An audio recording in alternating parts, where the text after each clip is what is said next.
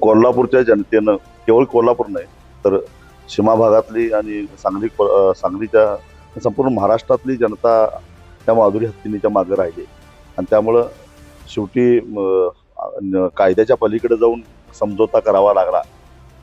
तर हे माधुरी हत्तीच्या बाबतीत झालं. परंतु पेटानं बेंगलोर उच्च न्यायालयामध्ये कर्नाटकातले 3 मंदिराच्या हत्तीच्या संदर्भात तक्रार केली आहे आणि महाराष्ट्रामध्ये अजून 3 हत्या आहेत. एक तासगावचा हत्ती आहे, गणपती मंदिराचा, उदगावचा आहे, आणखीन कुंतगिरीचा आहे. या हत्तींच्या विरोधात सुद्धा पेटा तक्रार करण्याची शक्यता नाकारता येत नाही.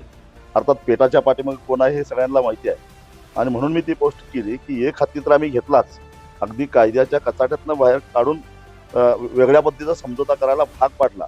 पण आता आम्ही गप्प बसणार नाही आणि इकडे वाकड्या डोळ्याने सुद्धा बघून देणार नाही, हा इशारा त्यातनं मला द्यायचा आहे.